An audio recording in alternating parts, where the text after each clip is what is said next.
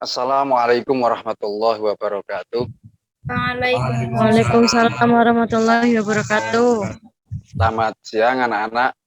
Selamat siang Pak Guru. Gimana kabarnya? Semangat Alhamdulillah. Alhamdulillah masih semangat, Pak. meskipun sudah siang, kita di dalam belajar harus tetap semangat. Namun sebelum itu, mari kita berdoa dulu karena tadi sudah berdoa panjang, kita tutup dengan baca basmalah. Bismillahirrahmanirrahim. Baiklah anak-anak, sebelum pelajaran ini Bapak lanjutkan, Bapak ingin mengecek adakah yang belum hadir? Hadir semua, Pak. Ya, alhamdulillah. Ini kelas ini paling aktif ya. Kelas ini paling aktif meskipun kemarin hujan lebat pun penuh ya, artinya berangkat semua. Luar biasa kelas ini. Namun pada pembelajaran kali ini juga kita sedang daring. Bapak ingin mengecek jaringannya beres semua, bagus semua. Bagus, Pak. Bagus ya. Alhamdulillah bagus, Semua ya. Bagus. Oke, yang penting itu ya. Jadi Bapak khawatir kalau ada salah satu yang memang jaringannya tidak bisa atau tidak bagus sehingga tidak bisa mengikuti pelajaran pada kesempatan kali ini. Oke, sebentar Bapak akan share screen ya. Oke, pada kesempatan kali ini kita akan belajar tentang strategi dakwah Nabi Muhammad SAW. Jadi pada kesempatan kali ini kita akan belajar tentang bagaimana langkah-langkah dakwah Nabi Muhammad SAW dan juga bagaimana langkah Nabi di dalam membangun ekonomi masyarakat Madinah saat awal Rasulullah dakwah atau hijrah di Madinah. Oleh karena itu, di dalam pembelajaran kali ini, Bapak akan sedikit memberitahu bagaimana atau apa tujuan pembelajaran pada kesempatan kali ini. Pada pembelajaran kali ini, melalui pembelajaran problem based learning. Apa sih problem based learning? Nanti Bapak akan memberikan sebuah masalah, terus kemudian kalian memecahkan masalah. Itu namanya problem based learning ya. Pada kesempatan kali ini, tujuan yang akan kalian capai itu adalah pertama, diharapkan nanti setelah melakukan pembelajaran, kalian mampu mendiagnosis langkah-langkah awal dakwah Nabi Muhammad di Madinah. Nah, mohon maaf ini salah tipe ya, tipe di Madinah ya, bukan di Mekah. Kemudian yang kedua, ya, tujuan yang kedua, setelah kalian mengikuti pembelajaran ini diharapkan kalian mampu mengorganisasikan langkah-langkah Nabi Muhammad SAW membangun perekonomian masyarakat. Nah, dan yang ketiga, setelah melakukan pembelajaran ini, Bapak berharap kalian mampu mengaitkan langkah-langkah dakwah Nabi Muhammad dalam membangun ekonomi Madinah dengan kehidupan saat ini, ya, terutama di lingkungan kalian. Dan yang terakhir, ini sebagai hal yang perlu kalian kuasai dalam keterampilan, yaitu kalian mampu membuat peta konsep langkah-langkah dakwah Nabi Muhammad SAW dan membangun ekonomi. Nah, sekarang sebelum memasuki pelajaran atau sebelum memasuki materi yang akan kita bahas, karena tadi ada kata atau strategi dakwah, itu ada sebuah kata dakwah. Apa sih dakwah? Dakwah itu apa? Ada yang bisa jawab? Dakwah itu apa? Pak Zamroni ya apa? Mas Zamroni? Ya Pak Guru, saya Pak Guru. Siap. Dakwah itu apa dakwah? Yaitu ajakan untuk kebaikan, terutama untuk mengikuti ajaran Islam. Oh, bagus sekali ya. Yang namanya dakwah itu adalah sebuah ajakan. Pada prinsipnya ajakan pada hal-hal yang baik. Dalam hal ini adalah ajakan untuk mengikuti ajaran agama Islam. Itu dakwah. Jadi kata kunci ini dulu yang kalian pahami dulu. Agar kalian nanti bisa memahami pada materi-materi pembelajaran berikutnya. Sebelum lebih lanjut untuk apa namanya mengingatkan kalian, Bapak akan memberikan beberapa ilustrasi gambar. Kira-kira gambar ini gambar apa? Gambar Mas, pasar, Pak. Oh, mana? gambar pasar yang mana gambar pasar? Oh, salah ya, Pak. Itu gambar Salah. unta. Gambar apa ini kira-kira? Orang naik onta ya? Unta, naik unta. Onta. Ya. Unta. Oke, lah ini apa ini? Apa ini? Bangunan Bangunan. Masjid Nabawi. Nabawi. Ini Iya. yang kira-kira kejadiannya seperti ini ya. Masya Allah, ya. Ya, kemudian ini apa ini? Piagam Ya. Madinah, Pak Guru. Ya, Piagam Madinah. Yang ini juga Piagam Madinah. Piagam dalam Madinah, Pak teks Guru. Kalau ini gambar apa ini? Persahabatan, Pak Guru. Persahabatan. Salam-salaman ya. Jadi Salam-salaman, ya. Akur, akan akur. kita temukan pada saat Idul Fitri atau pada saat ketika kita bertemu. Nah, ini gambar apa? Ini gambar apa? Mana? Pasar. Pasar. Pasar. Guru. Ya, ini pasar. Ini juga pasar. Ini kalau ini apa ini? Pancasila. Pancasila. Loh, kok ada Pancasila? Ya nanti kalau kalian penasaran nanti belajar bareng lah. Ini masih gambar tentang apa? Persahabatan. Oke. Sebelum pembelajaran ini apa namanya lebih lanjut lagi, kita akan membagi kelompok dulu karena nanti dalam pembelajaran Bapak ini kalian berkelompok. Ya, kalian berkelompok. Kelompok ini Bapak bagi menjadi 4. Yang pertama kelompok Umar, yang kedua kelompok Abu Bakar, kelompok yang keempat, yang ketiga Ansor, dan yang keempat adalah kelompok Muhajirin. Ya, anggotanya dua-dua, ada yang ketiga ya.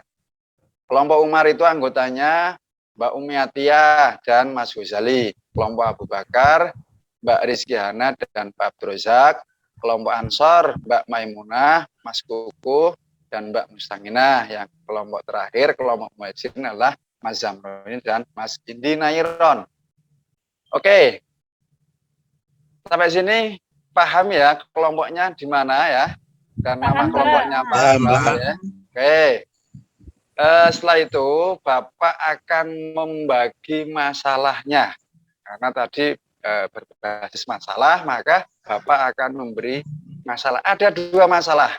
Nah, Pak, tadi kok ada yang mengaitkan. Nah, nanti ada masalah sendiri yang kita pecahkan yang akan Bapak tuntun. Nah, tapi paling tidak kalian mempelajari dulu, mematangkan dulu konsep 2 masalah ini, yaitu apa? Yang pertama adalah langkah-langkah awal dakwah Nabi Muhammad dan langkah-langkah Nabi membangun ekonomi di Madinah. Ya. Langkah-langkah awal dakwah Nabi Muhammad di Madinah nanti dibahas atau ya dibahas oleh kelompok Umar dan Abu Bakar. Kemudian langkah-langkah membangun ekonomi di Madinah dibahas oleh kelompok Muhajirin dan Ansor. Ya. Sampai sini paham ya? Bisa Paham, ya. Oke, kalau paham. Untuk mengumpulkan informasi, untuk memecahkan masalah tadi, maka kalian bisa melihat akun YouTube ya, video pembelajaran. Kebetulan pembelajarannya adalah akun YouTube-nya Bapak yang bisa kalian lihat sewaktu-waktu sehingga kalian setelah pembelajaran pun bisa melihat bolak-balik atau menonton bolak-balik sehingga paham betul ya. Jadi di akun YouTube maupun kalian bisa mencari informasi yang ada di buku di depan kalian. Nah, buku kelas 7. Ya, buku kelas 7 itu terbitan dari Direktur KSKK, bisa kalian jadikan sebagai rujukan. Atau kalian bisa browsing di web. Nah, browsing di web, manfaatkan Android kalian untuk mencari informasi tentang itu. Nah, di dalam mencari informasi ini, baik kelompok Umar Abu Bakar dan kelompok Muhajirin dan Ansor bisa sama-sama menggunakan sumber tersebut. Nah, oke, siap? Siap, Pak. Siap ya? Oke, siap. Pak. Kalau siap, silakan cari informasi sebanyak-banyaknya terkait dengan masalah yang tadi Bapak sudah berikan.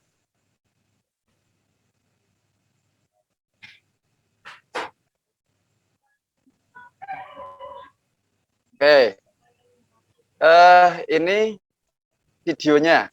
Ini videonya. Coba kalian bisa lihat dulu. Pada kesempatan kali ini kita akan belajar sejarah kebudayaan Islam.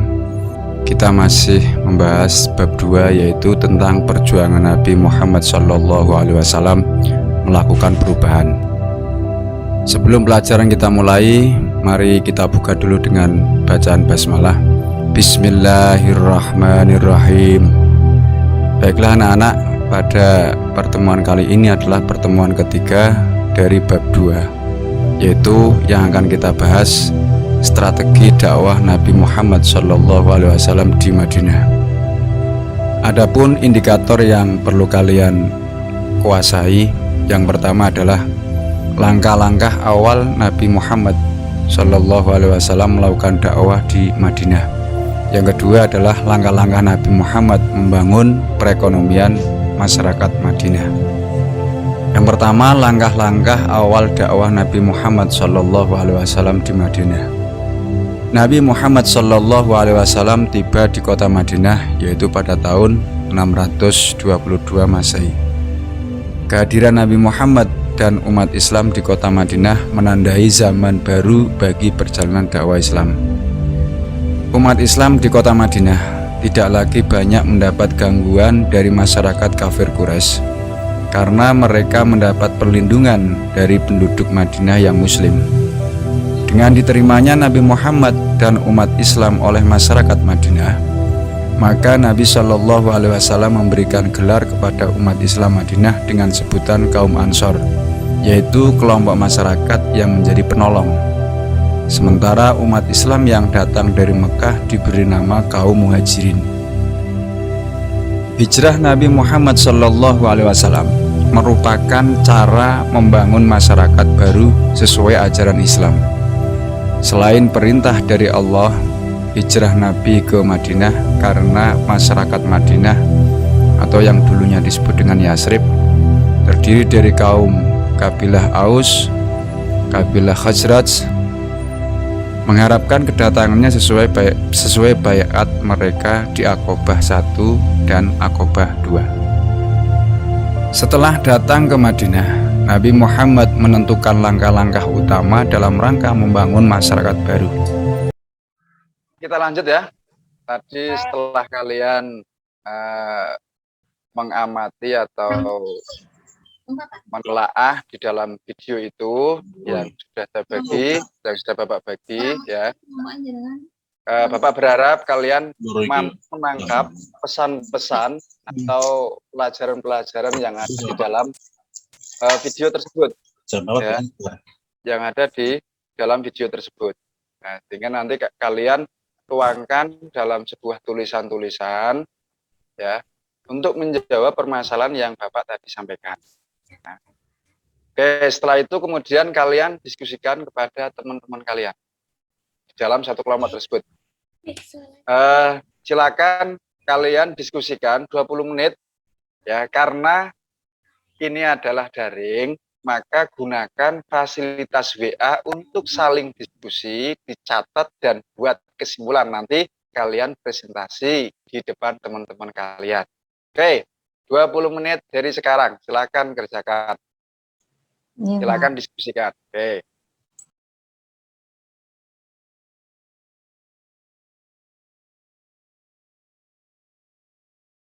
Sudah ya, cukup, sudah 20 menit. Oke, berikutnya adalah presentasi. Ya. Kalian presentasikan di depan teman-teman kalian, karena ini juga medianya daring, ya silakan dari kelompok kalian tunjuk salah satu untuk mempresentasikan hasil diskusinya. Hasil diskusinya. Yang pertama adalah langkah-langkah dakwah awal Nabi Muhammad SAW. Siapa dari kelompok mana kira-kira yang akan mempresentasikan? Kelompok Ansor? Kelompok Ansor ada yang siap? Kelompok Ansor Mbak Umi Atiyah sama Pak Ghazali. Ini siapa yang mau mempresentasikan? Saya Pak, nggak apa-apa. Ya, Pak Ghazali, Mas Ghazali, siap. Oke, silakan. Ya, langkah-langkah dakwah awal Nabi di Madinah. Yang pertama adalah membangun masjid. Yang kedua membangun persaudaraan antara Muhajirin dan Ansor. Yang ketiga membuat perjanjian. Kurang jelas, Mas. Suaranya kurang jelas. Ya, yang ketiga membuat perjanjian atau piagam Madinah, Pak. Nah, Oke. Ya, bagus sekali ya. Dari presentasi tadi, adakah di antara teman-teman yang lain ada pertanyaan untuk kelompok Ansor ini? Ya, Pak, saya Pak. Oke, Mbak Maimunah, silakan Mbak Maimunah. Iya, tadi kan disebutkan kalau langkah dakwah awalnya itu membangun masjid. Selain untuk sholat, itu fungsi masjid itu apa kaitannya dengan dakwah Nabi? Oke, pertanyaan sangat bagus sekali ya. Jadi fungsi masjid selain untuk sholat itu apa? Nah, silakan dijawab untuk apa kelompok Ansor. Siapa Saya, yang mau? Pak. Oke. Oh ya, Iya. Mbak Umi. Ya. Masjid di samping sebagai tempat untuk sholat, masjid itu juga sebagai pusat dakwah, yaitu untuk mengajarkan ilmu-ilmu agama, bermusyawarah kepentingan masyarakat, dan juga sebagai tempat berdakwah. Oke, bagus sekali. Jadi itu ya, bahwa langkah-langkah dakwah Nabi, langkah-langkah awal dakwah Nabi Muhammad SAW di Madinah itu adalah yang pertama tadi menurut kelompok ini adalah membangun masjid, kemudian membangun persaudaraan, dan yang ketiga adalah membuat perjanjian antara kaum muslimin dan kaum Yahudi, yang seperti itu. Oke, tepuk tangan untuk kelompok Ansor. Berikutnya, presentasi yang kedua adalah kelompok Abu Bakar. Kelompok Abu Bakar pre-memori. Berikutnya kelompok Ansor. Ya, kelompok Ansor. Ya, Siapa Pak? yang akan mempresentasikan? Saya, Pak. Oh, Mbak Maimunah, silakan Mbak Maimunah mempresentasikan hasil diskusinya dan pencarian datanya tadi. Ya. Ya, jadi hasil diskusi dari kelompok kami tadi mendapatkan hasil sebagai berikut. Langkah-langkah dalam membangun ekonomi, yaitu yang pertama, kerjasama antara kaum Ansor dan Muhajirin dalam menciptakan lapangan pekerjaan. Yang kedua, menempatkan fakir miskin di masjid. Yang ketiga, memberikan modal usaha. Dan yang keempat, mengefektifkan zakat.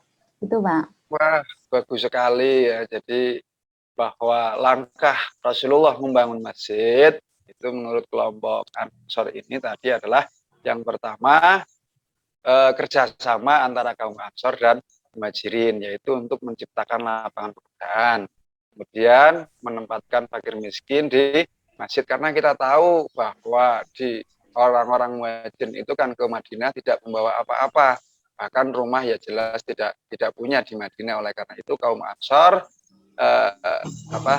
bekerja sama untuk memberikan pekerjaan, kemudian orang-orang fakir miskin itu kemudian ditempatkan di masjid, kemudian pemberian modal usaha dan mengaktifkan zakat. Mungkin ada yang bertanya terkait dengan apa yang telah disampaikan oleh kelompok Ansor? Ada, Pak. Ya, siapa? Oh, Mbak Umi. Silakan, Mbak Umi. Tadi disebutkan bahwa ada kerjasama antara kaum Ansor dan Muhajirin dalam menciptakan lapangan pekerjaan. Nah, pertanyaan saya, bentuk kerjasamanya itu berbentuk apa untuk menciptakan lapangan pekerjaannya? Silakan dijawab untuk kelompok Ansor tadi. Baik, Pak. Ya, Mbak Maimunah ya. Atau bentuk yang lain? pertama, Atau kelompok yang lain? Oh, Gimana, ada. Pak?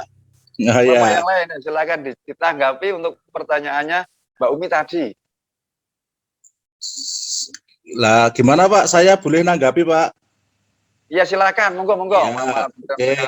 Nah, kalau bentuk kerjasamanya kaum Ansor dan Muhajirin itu yaitu memberikan sebagian usahanya kaum Ansor seperti perkebunan, peternakan, dan bersedia memberikan modal dagang kepada kaum Muhajirin yang ahli dalam berdagang, Bapak.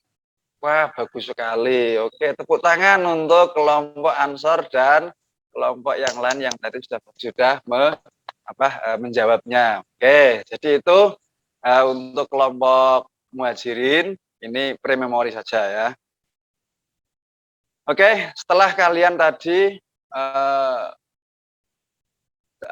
setelah kalian tadi mendiskusikan, mempresentasikan, mencari informasi, pada prinsipnya kesimpulannya adalah ya, bahwa langkah-langkah dakwah awal Nabi adalah yang pertama adalah membangun masjid. Kenapa membangun masjid? Karena masjid ini adalah sebagai tempat pusat dakwahnya Nabi. Karena dari masjid itu selain untuk sholat, untuk beribadah juga memiliki fungsi untuk membangun masyarakat, musyawarah dan sebagainya lah pada intinya sebagai tempat yang sangat strategis untuk membangun masyarakat Madinah.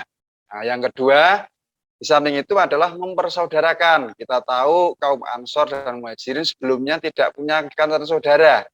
Nah, tetapi ketika Islam datang melalui hijrahnya Rasul, mereka kemudian disaudarakan dengan ikatan akidah Islamnya. Karena memiliki ikatan akidah Islamnya ini, mereka ya persaudaranya ikhlas sehingga mereka ada kerelaan untuk membagi misalkan kekayaannya kepada kaum muhajirin, membantu dan sebagainya. Di samping itu kita tahu sebagaimana pelajaran yang kemarin bahwa keberadaan Madinah itu adalah sangat beragam. Di situ di samping ada orang yang menyembah berhala, ada kaum Yahudi, ada Nasrani. Sehingga keragaman itu ketika Islam datang perlu diatur, ya, perlu diikat dalam sebuah aturan yang kemudian disebut dengan Piagam Madinah atau perjanjian seperti itu dengan kaum Yahudi sehingga Madinah dapat diatur dengan baik. Kemudian langkah-langkah membangun ekonomi yang pertama adalah kerjasama antara kaum Ansor dan Muhajirin di dalam menciptakan lapangan pekerjaan, kemudian menempatkan fakir miskin di masjid, kemudian pemberian modal usaha dan mengefektifkan zakat. Jadi itu kesimpulan pada dua masalah yang tadi Bapak sudah sampaikan dan telah kalian kerjakan, telah kalian cari informasinya.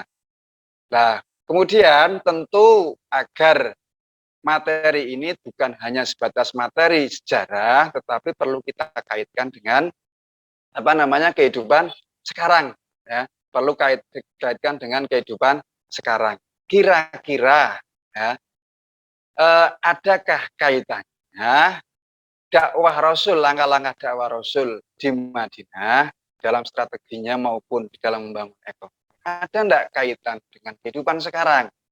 Ada yang bisa jawab?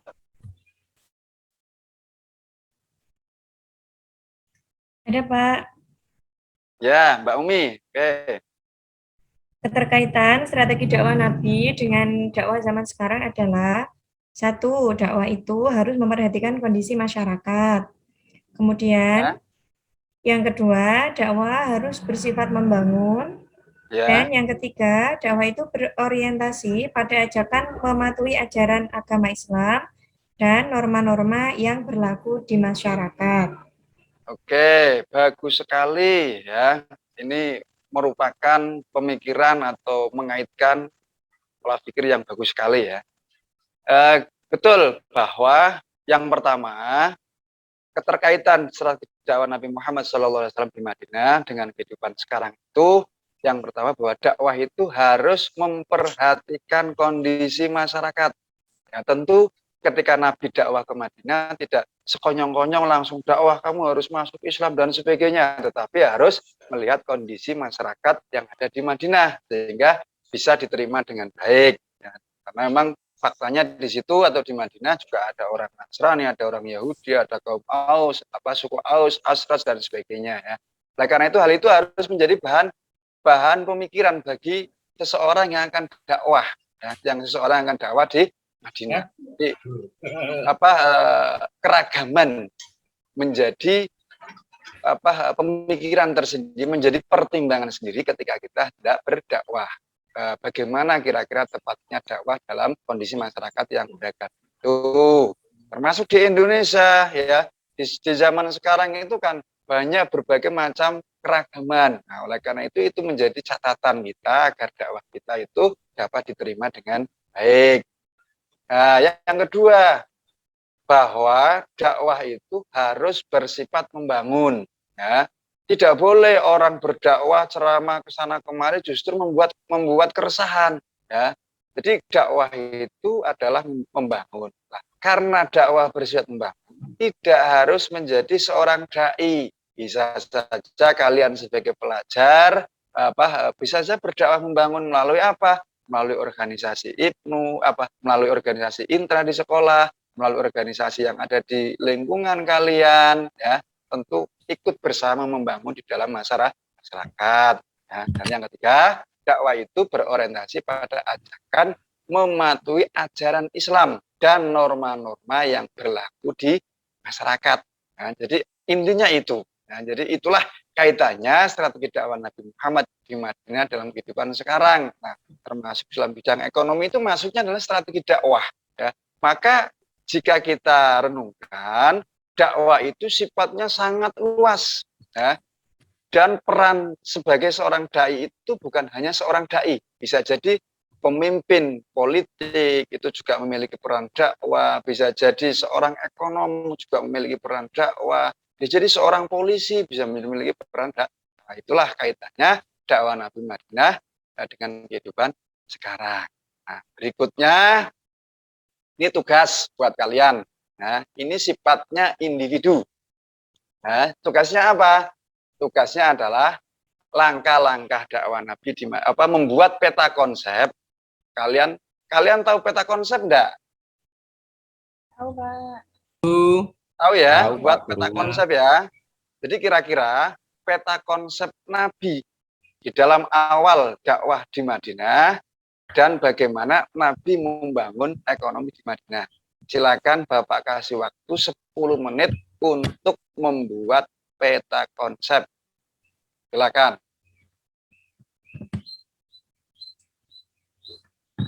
Oke, selesai ya, udah ya. Oke, kalau sudah peta konsep itu kemudian kumpulkan, ya. Kemudian nanti kumpulkan lewat WA group, ya. Difoto saja, difoto nanti dikirim di WA group, nanti akan Bapak nilai.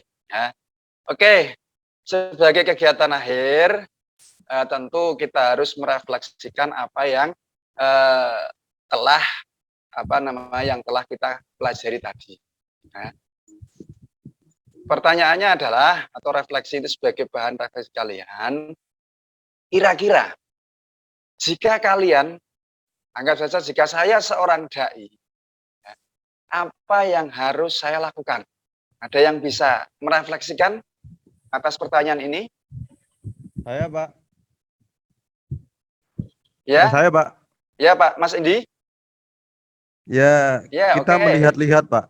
Kita melihat-lihat, Pak.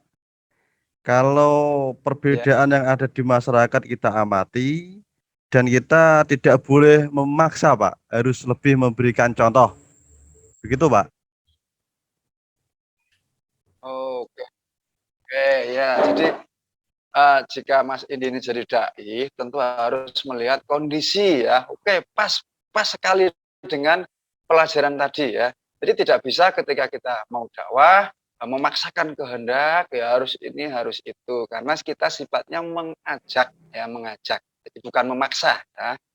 Oke, kemudian refleksi yang kedua yaitu jika saya bertemu dengan orang yang berbeda dengan saya, bagaimana saya harus bersikap? Ya, apa yang bisa merefleksikan ini? Saya, Pak. Siapa? Mustanginah, Pak. Ya, Mbak Mustanginah. Nah, Mbak Mustanginah. Jika saya bertemu dengan orang yang berbeda dengan saya, maka saya harus saling menghargai, Pak. Oke, bagus sekali. Ini sikap yang luar biasa ya. Artinya bisa dikatakan ya. Karena Nabi sangat menghargai perbedaan ya dan tidak memaksa. Maka jika bertemu dengan orang yang berbeda dengan saya, dengan kalian ya kalian juga harus bersikap menghargai. Oke. Kemudian yang terakhir sebagai bahan refleksi ya. Apa yang seharusnya saya lakukan di sekolah terhadap peraturan sekolah? Ayo, ada yang bisa merefleksikan? Saya, Pak. Ya, Mas Rozak. Ya, Apa yang harus saya lakukan di sekolah terhadap peraturan sekolah? Maka saya harus mematuhinya, Pak. Karena peraturan itu dibuat untuk kebaikan bersama. Itu dari saya, Pak Guru. Iya, bagus sekali ya. Karena aturan itu dibuat untuk kebaikan bersama. Maka harus dipatuhi.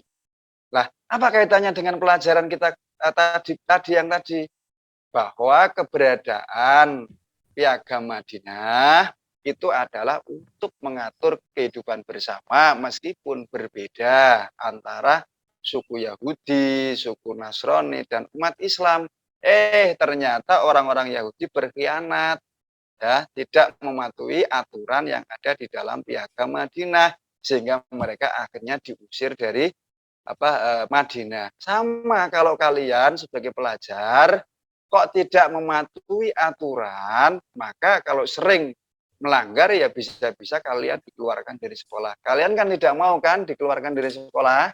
Tidak mau, Pak Guru. Iya, makanya harus mematuhi aturan. Jadi itu pada prinsipnya strategi dakwah Nabi Muhammad SAW yang bisa kalian teladani, tentu terutama dalam kehidupan sekarang. Kira-kira itu ya anak-anak ya, paham ya? Paham, Pak. Jadi paham ya, Bapak berharap. Iya, Pak. Masih semangat atau sudah ngantuk? Karena Masih ini jam semangat, terakhir. Pak. Semangat, Pak. Nah, kalau masih Ngantuk semangat, sedikit. ngantuk sedikit ya. Kalau yang ngantuk sedikit, coba saya refresh ya. Coba saya refresh. Kalian pegang hidungnya. Pegang hidungnya. Masih ada bau jarinya enggak? Tahu. Bau, Nggak ada. berarti masih sadar kalian. Artinya belum tidur gitu ya. Oke, terima kasih. Jadi Nggak ada baunya, Pak. Nggak ada baunya. Waduh, bahaya ini, bisa-bisa kena COVID ini. Semoga tidak ya. Oke ya, kita akhiri pelajaran kali ini. Anak-anak, perlu kalian pahami bahwa ini adalah pertemuan terakhir di strategi dakwah. Ya, jadi besok minggu depan kita ulangan.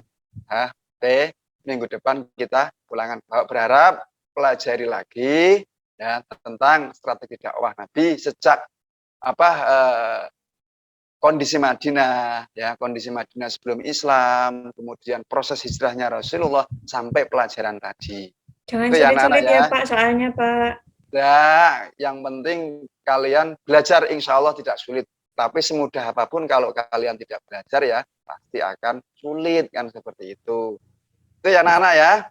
Oke, kita tutup pelajaran pada kesempatan kali ini dengan bacaan Abdallah. Alhamdulillahirrahmanirrahim. Dan yang dapat Bapak sampaikan kurang lebih maaf. Akhirul kalam, wallahul muwaffiq ila aqwamit thoriq. Assalamualaikum warahmatullahi wabarakatuh. Waalaikumsalam warahmatullahi wabarakatuh.